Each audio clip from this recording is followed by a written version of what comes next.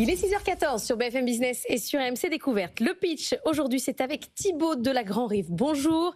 Vous êtes le directeur général de Delos, c'est comme ça que ça se... Delos, et on a 1 minute pour pitcher et on débrief. Bonjour à tous. Delos, c'est une entreprise française née en 2023. C'est une plateforme d'IA générative bureautique qui a été créée comme une alternative à Copilot.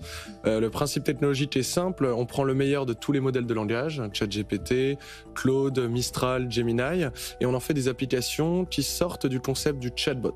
On en fait des nouvelles interfaces, mais pensées pour des problématiques concrètes du quotidien, le mail, trouver des créneaux dans un agenda, traiter un document, faire une recherche internet. Et c'est une plateforme qui a conquis un peu plus de 300 entreprises en 7 mois, notamment des grands comptes, grâce à un système de pricing optimisé, grâce à un système de collaboratif optimisé. Bref, c'est une plateforme qui, parfois, contrairement à Copilot, cette fois fonctionne, était utilisée.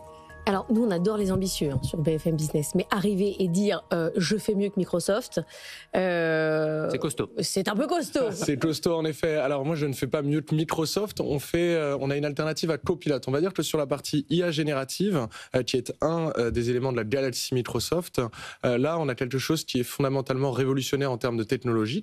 Je parle de l'IA générative. Et notre thèse, c'est que l'IA générative est quelque chose d'assez fondamental en termes de changement pour justifier de sortir totalement d'un environnement bureautique d'hier, entre guillemets. Ça demande de reprendre beaucoup de choses à zéro. Et en fait, aujourd'hui, on voit que dans cet écosystème-là, les nouveaux acteurs qui dictent, entre guillemets, le monde de l'IA générative sont des entreprises neuves, OpenAI, Anthropic. Donc vous dites pas que vous faites mieux, vous dites juste qu'ils sont vieux. Je dis que c'est une entreprise du XXe siècle. Anthony. Non, mais sérieusement, du coup, qu'est-ce qu'on peut faire avec votre outil qu'on ne peut pas faire avec Copilot? Parce que Copilot, on peut quand même faire pas mal de choses. C'est intégré en plus sur tous mes outils bureautique, c'est hyper pratique. Donc, c'est quoi la valeur ajoutée? Alors, je dirais que la valeur ajoutée, il y a une valeur technologique déjà. Nous, ça fait à peu près 2 ans qu'on fait de la recherche en partenariat avec l'ENS et l'INRIA pour avoir vraiment sur la partie documentaire, sur la partie Internet, passer du fonctionnel à la vraie performance. Je pense que les interfaces sont vraiment optimisées pour être utilisées. Et en fait, selon nous, un bon système d'IA générative, c'est un système qui est utilisé.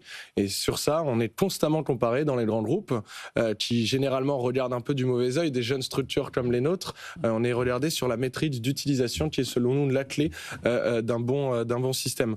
Enfin, je dirais qu'il y a des cas d'usage tout simplement qu'on fait qu'ils ne font pas. Je vais vous en donner un très simple du quotidien de toute personne qui a travaillé dans la bureautique. Trouve-moi 3 créneaux disponibles sur toute mon équipe commerciale durant les 2 prochaines semaines. Comme on a recréé toutes les brides de la bureautique d'aujourd'hui, pensées pour l'IA générative, l'interconnexion entre les applications se fait très facilement. Mais il ne suffit pas juste d'avoir accès aux agendas et c'est tout? C'est un peu plus compliqué que ça. Et c'est pour ça d'ailleurs aujourd'hui ce n'est pas un service que Copilot propose, mais on va dire que si je dois parler de grand compte tout simplement, on a également un système de pricing qui lui est plus pensé à la consommation et qui est crédible aujourd'hui par rapport à la prudence d'adoption à grande échelle et du coup à la faisabilité de déployer $30 multiplié par 20, 30, 40, 50 000 postes. Voilà ce qui permet notre émergence aujourd'hui. Eva, justement, parlons du pricing. Vous êtes une solution payante. Du prix, quoi. Du prix. Combien vous facturez aux entreprises? Alors, tout va dépendre évidemment de la volumétrie de licence de l'entreprise. Le prix tarifaire unitaire est de 25 €. Et lorsqu'on passe des paliers de licence, 1000, 5000, 10 000, on descend jusqu'à 15 € par personne.